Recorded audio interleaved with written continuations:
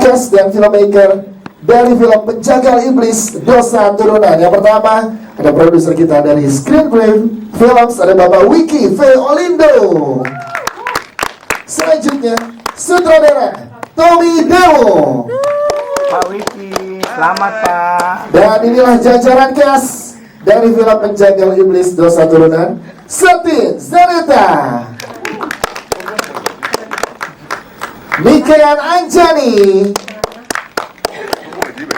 Naomi Christie. Oke, silahkan dulu bentar teman-teman cast, masih ada yang bergabung bersama kita sebentar lagi.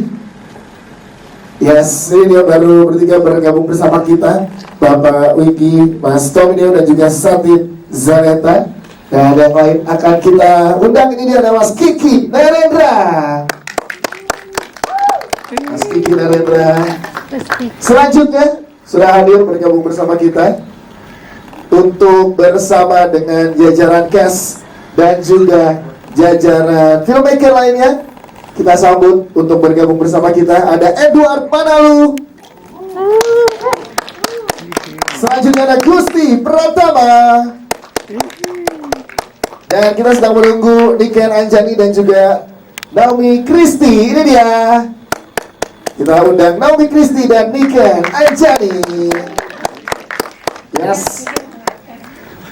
Oke, silakan untuk merapat dan kita foto bareng dulu. Silakan teman-teman boleh lebih merapat lagi. Yang pertama sebagai produser Pak Wiki bertemu dengan teman-teman media kali ini, dan kita tahu bahwa film horor seringkali menjadi salah satu genre yang populer di Indonesia. Pak Wiki, dari perspektif produser, bagaimana Bapak melihat Penjagal Iblis Dosa Turunan ini di dalam industri perfilman Indonesia saat ini? Silakan Pak Wiki.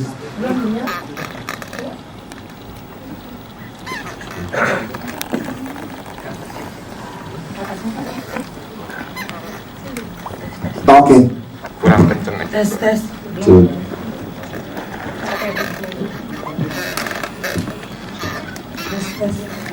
Ya, silakan Pak Wiki. Tolong dulu pertanyaannya. Oke, jadi ya, kita tahu Pak, kalau film horor ini seringkali menjadi salah satu genre yang populer di Indonesia, Pak Wiki. Kita pengen tahu dari perspektif produser, bagaimana Bapak melihat Penjagal Iblis Dosa Turunan ini di dalam industri film Indonesia saat ini. Silakan. Ya, terima kasih. Pertama-tama mengucapkan terima kasih ke teman-teman media yang lagi pada puasa, panas-panas, dingin-dingin, kalau hujan bisa hadir dan tetap mendukung kami. Terima kasih banyak. Untuk menjawab pertanyaan itu, Penjagal Iblis ini lahir dari tentunya idenya Tommy Dewo sebagai penulis dan juga di sini sutradara, yang dia pengen membuat sebuah film horor yang punya unsur yang seru means dalam arti bukan hanya unsur menakut-nakutkan, karena seringkali film horor itu punya struktur jump scare yang berkali-kali atau apa. Tentunya sebagai sebuah fondasi film horor, tentunya semua unsur yang scary itu ada ya, itu diutamakan. Tapi yang karena Tommy ini his works yang terkenal seperti Serigala Terakhir, Ratu Adil, selalu ada unsur actionnya. Dia pengen protagonis wanitanya tuh bisa tebas-tebas iblis dan nggak cuman seorang karakter yang ditakut-takutin. Biasanya kan film horor tuh karakter utamanya ditakut-takutin, nantinya baru bisa ngalahin iblis. Kalau ini dari mungkin kita lihat trailernya sendiri, di awal trailer lihat ada seorang wanita yang tebas-tebasin beberapa orang gitu ya. Jadi keseruan itu datang dari unsur sinematografi yang memang menurut kami dibikin sangat ciamik oleh Tommy dan DOP-nya gitu ya. Dan unsur bahwa ini fun, entertaining dalam konteks gila, karena yang dihadapin itu adalah iblis gitu, itu yang sebenarnya yang dicari. Jadi sebuah film yang punya energi sangat kuat untuk penonton ya ikutin aja roller coaster ride yang nah dari perspektifnya memang yang mau dibikin sesuatu yang sedikit berbeda, di mana unsur ada unsur slashingnya, ada unsur rumah sakit jiwa yang nanti digambarin di film gitu. Itu ada hal-hal yang mungkin sedikit beda dari layaknya film horor. Ya, seperti kalau bisa dibilang Pak ke penonton Indonesia melalui teman-teman media, horor seperti apa sih Pak? Berarti Penjagal Iblis Dosa Turunan ini Pak. Silakan. Ya sesuatu yang tentunya roller coaster yang seru, yang akan membuat penonton terhibur, entertaining dengan sajian cara yang disaji. Mungkin kata berbeda itu udah sering banget dipakai ya. Karena semua produser kalau dulu ini filmnya akan berbeda gitu, itu sesuatu yang kata yang overuse. Tapi di sini memang berbedanya dari perspektif konsep udah sesuatu yang agak beda, karena memang di sini protagonis utamanya dari depan udah terlihat badass, dan memang badass gitu loh. Jadi nggak yang nanti dia ditangkap-tangkapin dulu baru pelan-pelan berubah. Jadi emang beda dari biasanya film-film horor. Ya, setelah dari tadi kita tahu Pak Wiki mention Mas Tommy sebagai penulis dan juga sutradara. Kita pengen tahu bagaimana Pak Wiki berproses bersama dengan Mas Tommy di pendekatannya seperti apa yang Pak Wiki lakukan untuk menjaga atau membangun atmosfer dan juga storytelling yang kuat di film ini dengan Mas Tommy. Pak Wiki silakan. Kalau dari perspektif kerjasamanya tentu kita punya full trust sama Tommy, karena ini bukan proyek pertama sama Tommy. Perjalanan dengan Tommy Dewo ini udah panjang, ada beberapa film action yang Tommy pernah terlibat. Terus Tommy juga bikin beberapa series di screenplay, dan Tommy juga tahun lalu baru rilis film pertamanya dia. Jadi maksudnya banyak hal yang dari perspektif kerjasama kita udah sering kerjasama, dan kita punya trust level yang sangat tinggi dengan Tommy. Bapak Wiki, saya udah tepuk tangan buat Pak Wiki. Terima kasih Pak Wiki. Kita ke Mas Tommy Dewo sebagai penulis dan juga sutradara dari Penjagal Iblis Dosa Turunan ini. Nah, kita pengen tahu, dan tadi kita baru aja ngeliat official trailernya nih dari film ini bikin ya berarti ya serem ya, takut ya dari langsung ya, udah badass kalau kata Pak Wiki. Dan kita pengen tahu nih Mas, gimana awalnya ide film ini berkembang dan apa yang bedakan menurut Mas Tommy dengan film lainnya? Silahkan. Kalau awalnya idenya sih sebenarnya udah lama ya, karena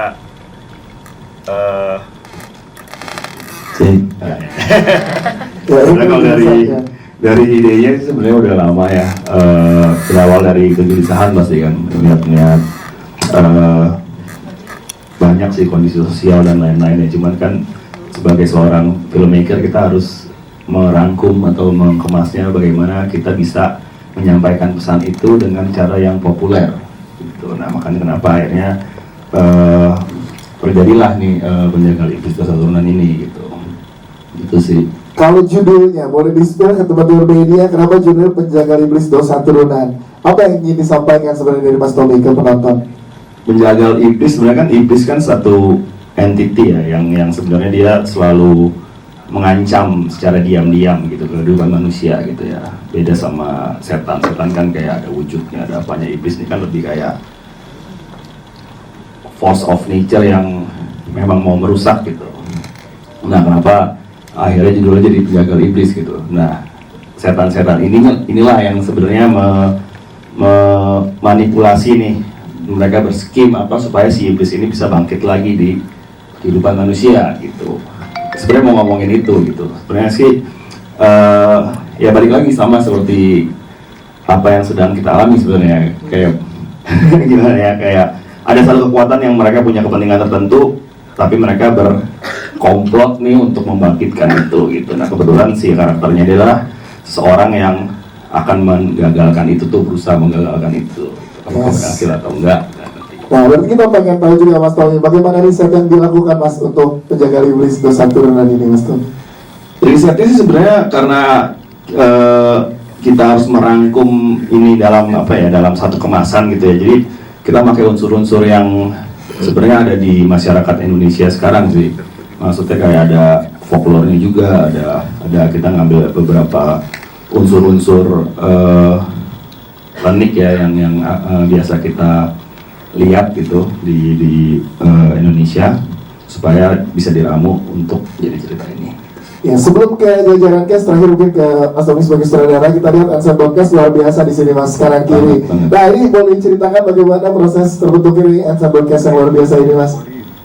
Sebenarnya ensemble cast ini tuh luar biasa banget ya, mereka dedikasinya sama filmnya. Oke oke banget, apalagi Satin ini film horor pertama. Tepuk tangan dong. Wow. Maksudnya secara level of emotionnya dia bisa ngasih banyak di film ini, dan yang surprisingly sih kita semua kagum sama dedikasinya dia untuk bisa jadi seorang yang badass kelihatannya di layar tuh. Awalnya lihat aslinya kan kayak Ini totalitas yang diberikannya sangat luar biasa. Begitupun dengan kisah lain ya Mas Tommy Iya, ya. tentunya. Siap. Terima kasih. Tepuk tangan untuk Mas Tommy ya. Thank you. Berarti langsung kita ke Satin. Kita pengen tahu ke Satin Zaneta. Film ini Penjaga Iblis Dosa Turunkan seperti yang tadi di-mention sutradara kita, ini adalah film horor pertama kamu. Nah, ini gimana? Boleh tahu persiapannya ketika kamu dipercaya untuk di karakter ini? Silahkan Satin. Sebelumnya halo semuanya, terima kasih sudah datang dan menyempatkan waktunya. Jadi waktu awalnya ya gimana? Sebenarnya agak bingung karena pas pertama kali dapat sinopsisnya adalah ini ada actionnya yang dimana belum pernah melakukan koreo yang benar-benar segitu kompleksnya untuk sebuah film. Terus pas baca juga horor, terus kayak aku bisa kah gitu. Cuman benar-benar tertarik karena this is something new for me. Jadi aku kayak let's just do it, hope for the best gitu sih. Dan dapat apresiasi yang luar biasa tadi dari sutradara, berarti puas ya kamu dalam prosesnya ya. Alhamdulillah puas, semoga penontonnya juga puas dan suka. Yes, dan kita kulik karakter ini berarti di sini. Karakternya seperti apa dan apa yang membuat karakter ini spesial menurut Satin? Silakan. Sebenarnya gambaran seorang wanita bisa menyelamatkan let's say banyak orang dari suatu kegelapan tuh menurut aku a whole new thing for me. Karena benar kata Pak Wiki, biasanya kalau film horor tuh ditakut-takutin kayak gitu. Di sini saya sebagai Ningrum mungkin sebagai gambaran orang terpilih yang bisa melindungi banyak orang dari keseraman atau iblis-iblis ini. Bukan pressure ya, more like challenge for me, gimana caranya, karena aku benar-benar from zero belajar semua koreonya dan juga gimana biar terlihat tegar dan badass seperti Pak Tommy mau visinya. Jadi kompleks sih karena layernya banyak gitu.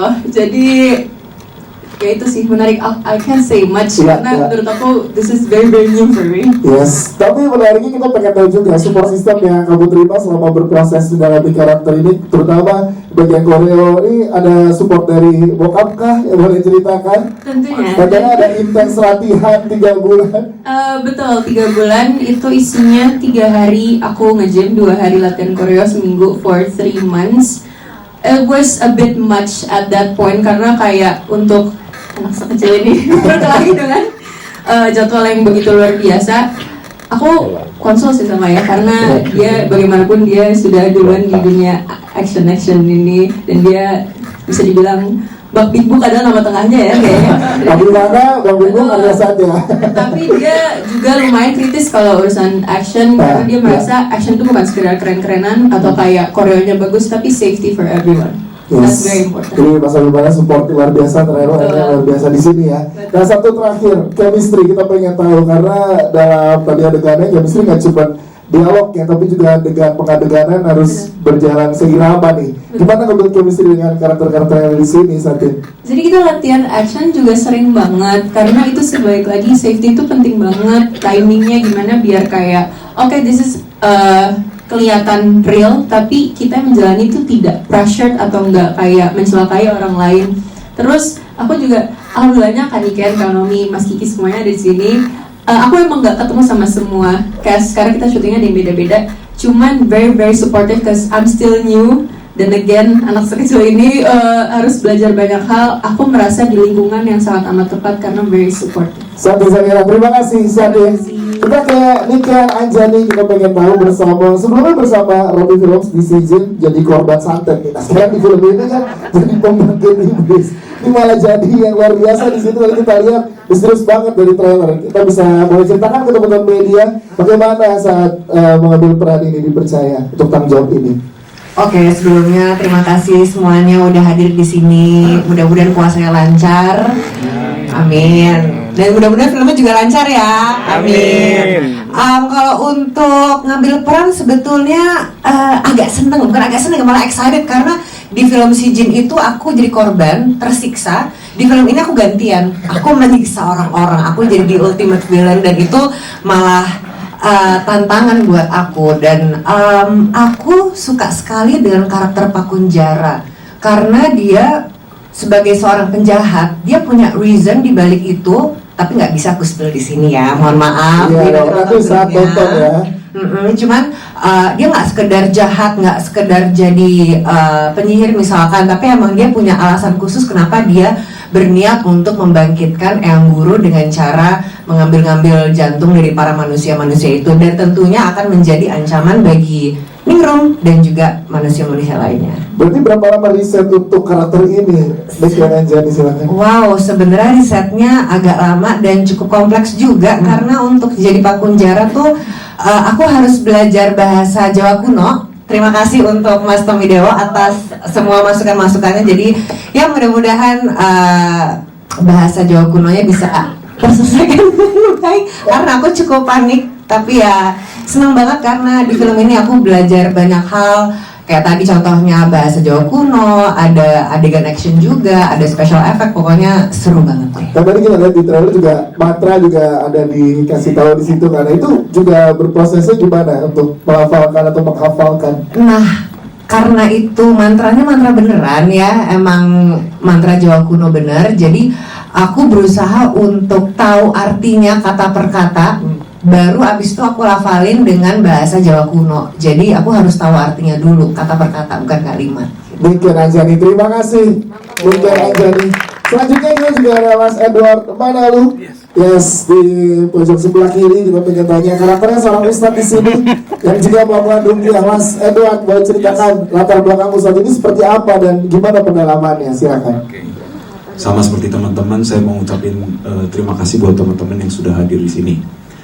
Baik, karakter Ustadz ini sebenarnya mempunyai latar belakang yang sangat menarik ya, karena memang mempunyai lapisan-lapisan di dalam kehidupannya, karena memang bagaimana dia bisa meruqyah orang sedangkan dia belum lama jadi Ustadz dan Kelinci percobaan.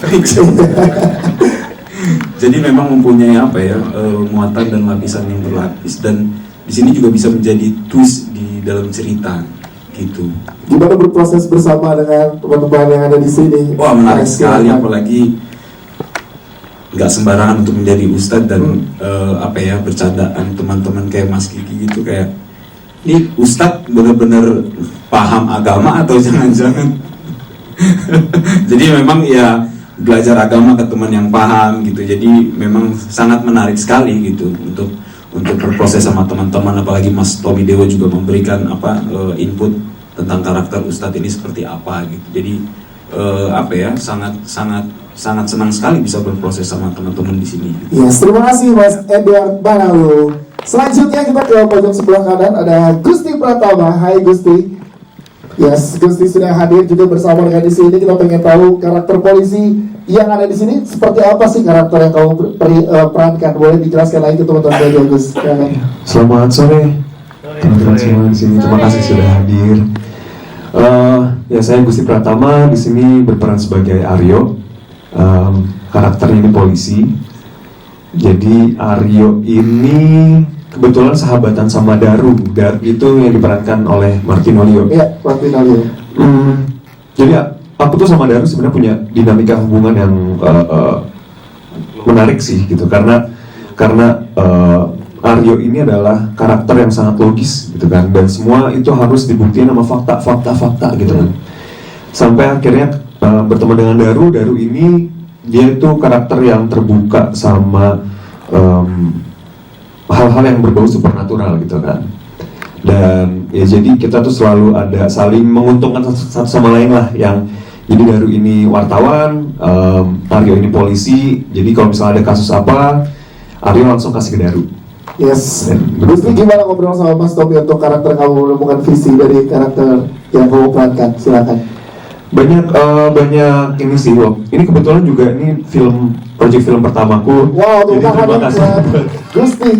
Bang Tommy, dan Bang Wiki, dan screenplay juga udah percaya sama aku gitu. Jadi awal memang banyak ngobrol tektokan, Bang Tommy gimana nih visionnya terhadap karakter Aryo ini gitu, dan preferensinya apa sih gitu, dan banyak banget akhirnya sampai menemukanlah karakter Aryo ini nanti yang akan bisa ditonton 30 April nanti. Siap, terima kasih Gusti. Selanjutnya kita punya Naomi Christy juga yang juga sudah bersama dengan kita, dan ini adalah horor pertama juga untuk Naomi Christy. Nah, bagaimana proses berada di proyek ini bersama dengan teman-teman? Silakan Naomi. Pertama-tama, selamat pagi semuanya. Pagi. Jam-jam manggung kan, biar semangat puasanya. Betul, di sini proyek horor pertama aku juga. Makasih Pak Tommy, makasih Pak Wiki dan teman-teman screenplay. Pertama kali pasti tawarin, aku sangat tertarik ya langsung karena tahu ini adalah film horor, namun ada unsur action dan ada teka-tekinya kan di sini. Jadi rasanya seru gitu. Aku baca skripnya itu tuh seru banget, dan masuk ke persiapan, syuting gitu. Kalau secara emosi, challenge-nya tuh memang ada ya, karena ini kan emosinya intens, yang dimana aku harus ngebawain merasa takut yang kayak menyeramkan gitu, sedangkan aku aslinya ya gini juga gitu, beda banget kalau di layar. Jadi sangat challenging buat aku. Tapi itu seru gitu, karena biasanya aku main drama, jadi beda banget sama unsur film ini yang ada actionnya kan, yang dimana kalau segi fisik, persiapan fisik ini juga hal yang sangat challenging. Aku nggak bilang ini pressure, betul sama kayak kata Satin ya, ini lebih kayak ke challenge karena dan seru, karena emang banyak banget perlu persiapan fisik. Kita latihan fisik tuh kayaknya 2 bulan ya, persiapannya koreo, dan apalagi mengenai teknis itu lebih ke persiapan sama sling sih, karena memang banyak teknisnya, dan emang bener safety first, jadi emang harus nyaman tapi juga aman. Nyaman dan aman dan seru bersama dengan teman-teman yang ada di sini ya. Siap, terima kasih Naomi Christy. Selanjutnya ada Mas Kiki Narendra, the one and only Mas Kiki Narendra. Kita pengen tahu karakter Mas Kiki di sini seperti apa, dan apa yang terjadi sih sebenarnya karakter Mas Kiki dengan karakter-karakter yang lainnya, dinamika seperti apa nanti akan kita dapatkan di karakter Mas Kiki Narendra. Iya, saya mengucapkan terima kasih buat semua teman-teman di sini yang sudah datang, mau menahan puasanya. Ya. Mungkin sama Gusti, sama Nay, ini film horor pertama saya. Maksudnya bersama Pak Wiki, bersama Tommy. Tenang dulu toh. Di minggu itu ya, di minggu 30 April nanti, karena tiap minggu. Iya, di sini pertama kali ketemu sama Tommy, terus kita bahas, kita mau bikin apa nih Tom? Mau bikin horor nih. Waduh, horor macam apa dulu nih? Horor macam apa yang akan kita bikin? Kita akan bikin horror action. Terus aku baca skripnya, ternyata memang ada actionnya, ada seremnya, tapi ada dramanya, kemudian ada penyelidikan sesuatunya. Nah, yang membuat misteri-misteri itu tuh jadi dikit di awal, kemudian terungkap di belakangnya. Satu di sini perannya sebagai Pak Ginting, Abang Ginting. Ceritanya saya pemimpin redaksi. Sebenarnya saya cuma ngasih tugas kepada Daru itu yang diperankan oleh Martino Leo. Saya mendelegasikan orang untuk menyelidiki satu kasus, satu berita yang tampaknya menurut Ginting ini lu selidikin deh, ini akan jadi berita yang oke. Tapi ternyata di balik itu Ginting tidak sadar bahwa ada misteri yang lebih besar sehingga membuat Daru, orang yang disuruh untuk menyelidiki kasus itu, menjadi terlibat semakin dalam. Ih, ngeri banget. Ngeri banget Mas Kiki Narendra. Terus gimana berproses bersama Mas Tommy di Mas Kiki? Boleh ceritakan dong? Iya, seru. Tapi itu dialog, diskusinya tuh pas persiapan kita nggak banyak ya. Kita banyak ngobrol itu justru malah di set gitu. Terus juga ngobrol sama teman-teman yang lain. Berkesempatan ngobrol sama Satin, meskipun itu nggak satu scene ya, nggak satu scene. Ya di sini scene saya kan 237 scene. Luar biasa. Itu Iya, dari semua. 122 Iya, scene. udah jadi saya 2 2 film. kali lipatnya gitu. Jadi, memang tidak banyak, tapi setelah melihat hasilnya tadi gitu, bagaimana prosesnya, kemudian teknis-teknis yang dikerjakan antara sutradara maupun DOP-nya, Mas Bagus Tresnadi, terlihat sekali gitu kalau di set tuh, wah ini teknisnya harus jadi, ini harus oke nih. Dan mungkin teman-teman sendiri bisa menilai tadi trailernya seperti apa, pasti keren banget ya. Ya. Keren kan? Keren. Mbaknya nanti buka puasa sama saya. Khusus peran Abang Ginting tadi keren banget Mbak ya, luar biasa. Terima kasih buat Mas Kiki Narendra dan juga jajarannya lainnya yang di Jalan Filmmaker.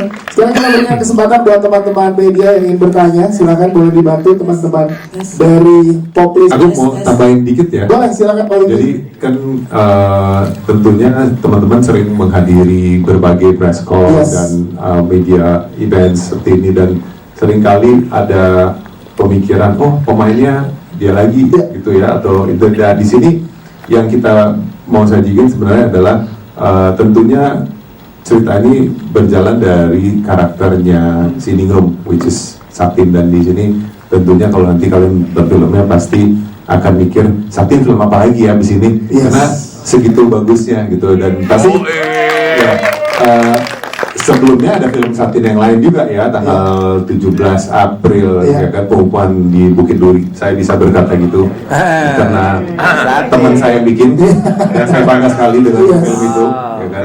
Jadi dan Satin juga ada di situ, stealing the show kalau menurut saya, keren. Tapi kalau dari sini nanti pasti teman-teman begitu habis nonton film ini pasti akan menunggu what next nih buat Satin, karena benar-benar dia all out abis, dan juga cast lain yang support dia benar-benar all out juga ya. Di sini semuanya kayaknya pemainnya aktor-aktor yang sangat handal. Sayang sekali Martinolio nggak hadir, ya, belum bisa tapi ya kita juga tahu kualitas dia seperti apa. Yes. Gitu ya, dan tentu ada Niken dan lain-lain. Jadi I think Satin memang juga dapat support system yang sangat bagus dengan director kayak Tommy, terus dengan konsultan seperti Abimana gitu ya. Konsultannya 24 jam per 7 ya, itu konsultannya ya. Pasti teman-teman akan lihat, wow ini Indonesia dapat lagi nih satu ya, gitu. Jadi I think ini bulannya Satin nih, April ini. Amin. Gak hanya bulannya, tahunnya dan tahun-tahun mendatangnya terus ya. Terima kasih Pak Wiki. Dan silakan buat teman-teman media tadi udah ada. Ya, boleh berdiri, sebutkan nama, media dan pertanyaannya. Ya, boleh berdiri. Thank you. Saya Luka dari Hepabis.id. Ada 3 pertanyaan. Yang pertama untuk Mas Tommy, mungkin ini boleh diceritain sebenarnya film Jaga Libis ini tuh cerita utamanya tentang apa? Karena cukup kompleks kayaknya layering-nya, dari ada klinik, ada aksi juga, ada horror jam sekarang juga, dan mungkin bisa diceritain ini cerita tentang apa, dan proses develop cerita atau skenario itu seperti apa. Terus yang kedua buat Satin dan Mbak Niken, ini tadi di trailer tuh kalian berdua cukup meyakinkan tapi sekaligus misterius juga karakternya. Mungkin boleh diceritain lagi proses develop karakternya seperti apa, persiapannya seperti apa sampai bisa menampilkan acting yang cukup meyakinkan dan bikin penasaran gitu. Terus yang terakhir untuk Pak Wiki, ini berarti kan film Jaga Iblis akan jadi satu film lagi yang mungkin tayang menjelang Lebaran ya. Dan udah apa namanya? Setelah Lebaran. Oh, dan tayangnya 30 April. Oh iya 30 April. Kalau Lebaran haji emang menjelang. Jadi juga ada bulan Lebaran yang dimana juga. Oke, berarti mungkin pertanyaannya gini deh. Oke, Soalnya ketika nggak jadi. Oh jadi sih mungkin gini. Di tengah ini kan kayaknya 2025 masih horor ya, masih banyak horor, dan mungkin seberapa optimis Pak Wiki dari screenplay terhadap Jaga Iblis untuk bisa disambut antusias di market gitu. Terima kasih. Mungkin pertanyaannya Pak Wiki dulu yang jawab ya. Silakan Pak Wiki menjawab pertanyaan ketiga dulu. Silakan Pak Wiki. Ya, kalau masalah horor, kita tahu bahwa tren di Indonesia udah bertahun-tahun film horor itu adalah top 3 genre yang selalu ada di puncak box office gitu ya. Jadi tentunya penonton film Indonesia tuh suka dengan genre horor ya. Tapi memang ada tapinya banyak gitu ya, bahwa horor-horornya harus yang berbeda, dan selalu sebenarnya yang sekarang menjadi tantangan adalah gimana caranya untuk upgrade, karena kan banyak banget film horor dan menurut kami makin bagus-bagus sih gitu. Industri perfilman Indonesia itu makin maju, kualitas film-film lebih baik sekarang, makanya kita melihat sebuah box office record tahun 2024, dan kita lihat bahwa 2025 ini tetap cukup cerah kok gitu ya. Jadi dengan makin berkembangnya teknis film horor dan storytelling dan penceritaannya, tentunya ini adalah tantangan. Kalau ditanya berapa antusias dari misalnya film ini, sukses tidak suksesnya, menurut kami kalau dari kacamata kami, kalau penonton-nonton mestinya sangat terhibur, karena filmnya menghibur gitu ya. Jadi ada unsur yang oke, ini bukan horror jump scare yang layaknya jump scare.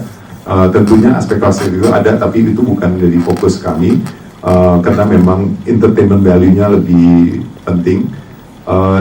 Tapi kalau misalnya ini sukses nggak sukses, balik lagi ke teman-teman sih, karena teman-teman yang harus populerkan dan teman-teman yang harus meramaikan supaya film ini diketahui banyak orang dan orang bisa nonton, dan itu adalah kunci utama sebenarnya ini film bisa sukses atau enggak gitu dari media sendiri. Terima kasih. Siap, terima kasih untuk Pak Wiki. Pak Wiki juga setelah ini kita akan bersama dengan jajaran cast dan juga Mas Tommy. Terima kasih Pak Wiki sudah membersamai untuk menjaga libis dan satu tangan. Tepuk tangan untuk Pak Wiki sudah bersama dengan kita karena harus ada di agenda lain. Kita lanjut ke Mas Tommy Dewo. Pertanyaan yang pertama tadi, yes, yang lain boleh bergeser. Yes, silakan. Oke, Mas Tommy dulu boleh menjawab. Silakan. Ceritanya jadi tentang apa dan proses penulisan, develop penulisannya seperti apa? Silakan. Ceritanya kalau misalnya dibilang kompleks atau enggak sih, enggak terlalu kompleks sih sebenarnya, kan tetap aja kita ngomongin sesuatu yang sederhana, which is good against evil gitu. Itu aja. Kita tapi mengikutinya karakternya Ningrum dan si Daru ini. Daru sebagai perwakilan dari penonton yang sama-sama nggak tahu nih dunia apa yang dia masukin, sedangkan Ningrum adalah tokoh misterius yang siapa nanti dia di reveal sama si Daru ini. Itu sebenarnya sih itu, tapi balik lagi ini sebenarnya kisah klasik masalah baik dan jahat itu sih sebenarnya. Kalau dari proses apa ini penulisannya? Ya. Proses penulisannya ini bikin sakit pinggang karena lumayan tua. Tapi menarik karena saya diberi kebebasan luar biasa sama screenplay untuk menyampaikan apa yang saya bayangkan gitu. Jadi di penulisan skenario juga kesannya complicated gitu, tapi kita bisa bermain banyak unsur di sini gitu, karena mereka juga mempertimbangkan background saya yang sering membuat series crime drama atau crime action gitu, jadi saya bisa leluasa untuk memasukkan unsur-unsur itu ke film ini. Itu sih. Siap, terima kasih Mas Tommy. Selanjutnya ada Sakit dan Niko Anjani untuk menjawab pertanyaan. Silakan. Terima kasih Kak, pertanyaannya tadi sebelumnya tentang pendalamannya. Betul.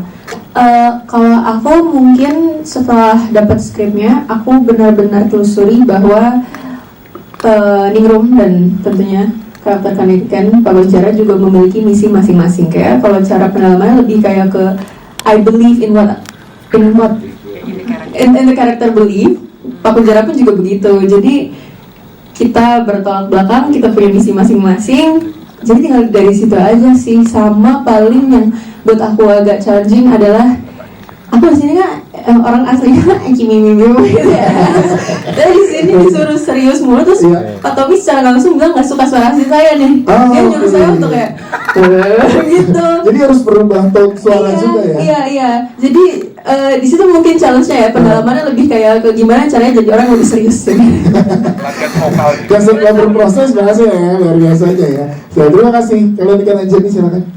Kalau aku sama seperti Mbak Ningrum, seperti Satin, emang kita harus percaya dengan karakternya supaya kita bisa masuk ke karakternya kan. Tapi yang pasti di luar itu secara teknis memang aku bersyukur banget punya lawan main seperti Satin. Enak banget diajak diskusi, diajak kerjasama, apalagi waktu scene ada berantem-berantemnya itu kita lebih kayak nari ya daripada pokoknya intinya semuanya dilakukan dengan aman dan nyaman dan kita semua juga happy ya waktu itu ya. Dan juga ada Mas Tommy juga yang bisa diajak berdiskusi, jadi anytime aku bingung ini mau dibawa kemana karakternya itu beliau standby 24 jam. Yes, 24 jam. 24 jam karena kayak apotik ya. Karena suka ilham tuh keluar di tengah malam, terus baca skrip, tonton, aduh ini gimana karakternya Mas Tommy ya. Kalau Satin enak nanya ada Mas Abimana di rumah 24 jamnya. Ada ya bapak saya. Jadi Mas Tommy 24 jamnya ke sutradara. Terima kasih jawabannya dari Tanda Tiga Satin. Selanjutnya silakan dari teman-teman publisis boleh dibantu. Iya, sebutkan nama, dari mana, dan pertanyaan. Oke, sore semuanya, saya Raffi dari Cinemax. Mau nanya 2 pertanyaan ke Bang Tommy sama Satin. Pertama untuk Bang Tommy, tadi ada aspek yang cukup menarik, yaitu pemuka agama. Nah, penasaran tuh kenapa memasukkan unsur pemuka agama ini, dan kenapa karakternya Mbak Niken mencari para pemuka agama ini gitu. Itu mungkin tanpa spoiler ya Mas. Untuk Satin, silakan. Dia bertanya untuk spoiler. Ya udah, bisa dijawab. Kalau itu dijawab itu spoiler. Iya. Untuk Satin? Untuk Satin udah banyak film actionnya juga, ada di screenplay juga, ada Virgo and the Sparkling dan juga Pengepungan di Bukit Duri. Tapi ini film horor pertama. Penasaran dong lebih challenging aspek horornya atau aspek aksinya? Terima kasih. Terima kasih. Silakan Mas Tommy Dewas tanpa spoiler deh pesannya. Sebenarnya sih ada unsur pemuka agama ini kan sebenarnya kita bermain dengan what if ya. What if ketika si pemuka agama ini dimatikan. Jadi kan apa yang akan si orang-orang ini lakukan gitu. Sebenarnya itu dasar dari pemikirannya gitu. Kenapa akhirnya kita bermain dengan para pemuka agama ini. Jadi kita nggak mengusung satu belief ya. Karena pun kejahatan ternyata lebih besar dari itu. Gitu. Oke, Gitu sih. kayaknya cukup di situ ya kalau nggak cara-cara. Kita jangan di situ kan. Kenapa? Nah, nanti saat special screening dan gala premier kita ketemu lagi setelah menonton. Satin silakan. Terima kasih pertanyaannya Kak. Sebenarnya karena keduanya nggak kalau action, mungkin di dua film sebelumnya itu aku tidak terlalu banyak ya. Horror something new, challenging, but for me the action is next level karena hampir semua stunt yang berbentuk koreografi aku melakukannya sendiri kecuali yang membutuhkan skill-skill serius karena untuk alasan safety. Aku juga sempat melalui masa-masa di mana sangat amat lambat pergerakanku karena untuk menghafal dan at the same time tahu range-nya yang mana aman mana enggak itu membutuhkan pengulangan yang berulang-ulang kali, jadi latihan itu makanya lama di situ. Jadi I would say kayaknya the action part is very challenging and fun. Yes, Adrian. Terima kasih Satin. Thank you. Ada lagi? Silakan teman-teman media boleh dibantu oleh teman-teman dari Publicis. Silakan boleh katakannya. Dulu deh, Payan Pak Yan, boleh Pak Yan. Silakan Pak Yan. Iya. Habis Payan harus. Makasih. Namaku Yan dari Demi Film. Ya. Sebetulnya akan nyambung dengan pertanyaan tadi, tentang pemuka agama. Dari trailer yang saya lihat ada ustadz, tapi juga ada tanda salib, ada mungkin pendeta atau pastor dalam pemuka agama yang diambil jantungnya oleh Niken. Oleh pemeran ikan gitu ya. Itu pertanyaan saya. Pakuan Jara. Ya, Pakun Jara. Ya, jadi agama mana yang dibunuh-bunuhin dalam film ini? Itu pertanyaan dari Tommy. Untuk ini dari Satin. Ya. Apakah Anda ini lebih mirip Inong atau Abimana? Ya dua-duanya lah. Ya dua-duanya Pak. Jangan sampai mirip Tommy Dewa Pak. Sepanjang syuting film ini lebih banyak masukan dari Abimana atau Inong? Makasih. Oke, silakan. Dan memberikan supportnya seperti apa dari Alvin ini? Mas Tommy dulu silakan Mas. Tommy dulu. Kalau misalnya tadi pertanyaannya ada salib. ya pemuka agama mana aja gitu ya, sebanyak mungkin sih sebenarnya yang kita masukkan, karena kan ya kita mau ya tadi itu kita bermain what if, bagaimana jika si para pemuka agama ini tidak bisa menanggulangi apa yang terjadi gitu. Itu sih, jadi kita mencoba mencakup semua kepercayaan yang ada di Indonesia plus aliran kepercayaan gitu ya, untuk mengusung ide tadi bagaimana jika itu sih. Oke, siap. Terima kasih Mas Tommy. Satin silakan. Mungkin supportnya seperti apa, Mas Tommy? Seperti apa, Ibu seperti apa gitu ya? Fans lo saat. Terima kasih pertanyaannya Pak. Kalau mungkin keduanya, karena kalau ibu kebetulan manajer saya, kalau ayah saya adalah mentor saya gitu. Tapi mungkin ibu saya akan setuju kalau saya bilang sifat saya mirip bapak saya banget. Pak Tommy juga mungkin setuju kali ya, saya adalah benar-benar bapak saya gitu. Fotokopian, perfeksionisnya juga. Jadi sebenarnya kalau dari sisi ini karena teknis ya, action, aku nanyanya ke dia, dan kebetulan pada saat itu karena aku juga baru banget, aku mendapatkan saran-saran yang menurut aku kritis, tapi itu yang aku butuhkan. Kayak menurut dia, enggak, ini kurang, dia akan ngomong gitu. Jadi aku kayak, oh oke, kurang, aku akan berusaha lebih lagi. Jadi mungkin kalau ngobrol secara teknis lebih ke ayah sih. Karena aku adalah ayah. Terima kasih. Dan Mas Tommy sebagai sutradara sudah lengkap ya, ngedirect bapaknya, ngedirect anaknya juga udah pernah. Desainnya bersama dengan Mas Tommy, diberikan dengan Satin. Sifatnya plek-tiplek. Plek-tiplek, jadi menghadapi orang yang sama sebenarnya Mas Tommy ya. Tapi ada yang lucu dari Satin waktu syuting, masih kayak karena dia perfeksionis ya. Gimana? Aku boleh sekali lagi nggak? Pak, boleh sekali, oke sekali lagi aja gitu. Tapi dia akhirnya nangis sendiri. Yang minta deh nangis ya. Yang minta dia nangis, udah gitu ya. Oke gitu. Yang diambil sebelumnya. Silakan, terima kasih. Selanjutnya silakan dari Publicis, boleh katakannya? Ya, silakan Mbak. Yang dulu habis itu aku. Sini. Ya. Ya, yang cewek. Ya, silakan Mbak. Halo, saya Shana dari pejuangkanturan.com. Saya penasaran lebih ke Mas Tommy sih soal tadi dibilangnya horor dengan slasher. Sebenarnya kan genre slasher itu lumayan jarang diangkat gitu. Dan saya ngeliat gambarnya juga gitu loh. Itu akan seperti apa gitu slasher? Karena kalau kayak di Jepang atau misalnya di film-film Asia Timur tuh emang kalau slasher itu kan emang gila banget.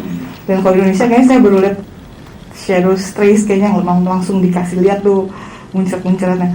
Dan gimana masuk bioskop apa nggak kena takut sensor gitu ya? Terus dari gambarnya aja udah serem banget nih gitu. Ada tangan muncrat darah gitu. Oke. Itu aja sih, makasih. Silakan Mas Tommy, terima kasih Mbak. Sebenarnya kan kita kan mencoba elevate ya dari horor-horor yang sudah ada gitu. Apa sih yang kita bisa lakukan untuk menambah kualitas dan pencapaiannya gitu. Nah, salah satunya adalah kita mix genre gitu. Mix genre jadi ada horor genre slasher, ada horor genre mistis dan lain-lain gitu. Nah, kita coba mix itu sih, tapi tetap berangkat dari perjalanan karakternya ini gitu. Jadi kita juga nggak mengada-ngada gitu, luar dari ceritanya tiba-tiba harus ada ini gitu. Jadi kita tetap dengan root karakternya, perjalanan karakter Siningrum ini, kenapa dia menjadi slasher itu atau menjadi segor itu untuk si Bakun Nyara itu sih kita mengikuti ceritanya, kenapa akhirnya ada mix genre itu gitu sih. Kalau sebagai sutradara ada referensi apa gitu? Referensi saya film anime sebenarnya sih. Karena saya kebanyakan nonton film-film anime ya, kayak yang Doraemon gitu maksudnya. jadi sih banyak terinfluence sama itu sebenarnya. Gitu. Bagaimana sih kita membuat referensi itu di live action sebenarnya itu sih idenya. Oke, siap. Terima kasih Mas Tommy Dewo. Selanjutnya silakan. Ya. Saya Arul. Saya big fans dari Satin karena memang badan saya besar. Saya itu kan awalnya memang kepincut dengan Your Mom and Your Dad. Tapi karena kelamaan mereka tidak main-main film gitu ya, akhirnya saya beralih untuk ke anaknya saja. Hai Satin, saya ngikut dari Pak Yan gitu ya. bahwa saya paling tidak kalau misalnya melihat, saya tidak ke slasher horror, saya lebih ke fantasi horror. Kita punya dalam kepala kita kan pernah mengenal Van Helsing kan ya. Justru saya melihat Satin ini, Link Group ini adalah Van Helsingnya Indonesia, gitu ya. Saya belum nonton, tapi ekspektasi saya ke sana, Dewo. Bisa jadi itu kamu bantah, tetapi kalau saya melihat bulan merah, kemudian ada sosok yang ada di atas atap, itu kan sangat imajinatif, imajiner gitu ya, sangat indah. Pertama, saya suka tone color-nya. Kedua, Dewo itu sudah memberikan sesuatu yang beda di horor, itu dari yang pertama. Kemudian akhirnya ada di Penjagal Iblis. Itu yang pertama. Kemudian yang kedua, yang kita tahu itu adalah dosa turunan nih Dewo. Kemudian tiba-tiba ada Penjagal Iblis. Apakah itu dalam upaya untuk lebih mengkomersikan lagi ini? Ya kan, karena saya lihat tadi Pakun Jarah itu cukup menarik sih ya, karena yang kamu ambil itu adalah langsung jantung gitu ya, dengan mimik Niken Anjani yang sepertinya mimik itu membuat kita nightmare gitu ya Niken ya. Jadi wajah yang sangat bengis, dan kemudian sepertinya kamu menikmati itu gitu ya. Dan saya tidak tahu apakah itu berpengaruh dengan pola interaktif kamu dengan laki-laki ya Niken ya, karena korbannya semua laki-laki loh dia. Pemuka agama, ya, yang pemuka agama di dalam film ini. Pemuka agama yang saya lihat tadi itu laki-laki. Baru di trailer, kita belum tahu sebenarnya. Iya, belum tahu. Oke, itu aja Karo, terima kasih. Silakan boleh dijawab mungkin dari Mas Tommy dan juga Satin. Kalau aku tadi mungkin ke Mas Tommy dulu tadi dengan adanya dosa turunan, apakah judulnya ini demi komersial atau gimana? Iya. Sebenarnya sih kita mau coba lebih straightforward sih, berkomunikasi dengan penonton sih, itu sih. Iya, kayak misalnya tadi saya bilang kayak ini cerita klasik Good Against Evil. Terus si judulnya itu kan juga jelas kita berbicara tentang karakter Nindung yang tugasnya memang menjaga iblis ini gitu sih. Jadi kita coba komunikasi lebih straightforward aja ke audience itu sih. Tapi draft awal memang dosa turunan ya? Ya masih ada tadi kan. Oke. Masih ada. Tapi mungkin kalau ke Satin, tanggung jawab besar ini gimana buat Satin? Karena dari nungguin nih ring fans ke Mas Abi, terus belum main film lagi, akhirnya ke anaknya gitu. Nah, kamu dapat kan pasti juga ada beberapa fans juga yang mungkin tergerak karena itu juga Satin. Salam kenal aja. Iya. Terima kasih sebelumnya, means a lot to me, karena sebagai orang yang masih banyak belajar, masih baru juga di sini, dimana mungkin sejak kecil emang sudah dengar dan melihat banyak kegiatan-kegiatan di industri ini. Sebenarnya mendapatkan peran ini bisa dibilang bukan berat ya, cuman challenging karena aku harus menjadi seseorang, tadi aku setuju, imajinasi, yang dimana kalau di kehidupan nyata kayaknya agak nggak mungkin ya ada seperti ini gitu. Terus menjadi seseorang juga yang sangat gore bisa dibilang. Mungkin aku bukan orang yang banyak membaca atau kayak membaca teori. Kalau misalkan aku mendapat suatu skrip, maybe that's only me. Tapi dari sini aku banyak bertanya ke Pak Tommy dan berusaha melihat dari mata dia arahnya mau kemana. Kalau bisa dilihat juga mungkin ini banyak unsur-unsur negara kita Indonesia, di mana keberagaman agama, abis itu juga tokoh perempuannya juga I would say kalau dilihat visual itu sangat Indonesia gitu, maksudnya kayak cara berpakaiannya.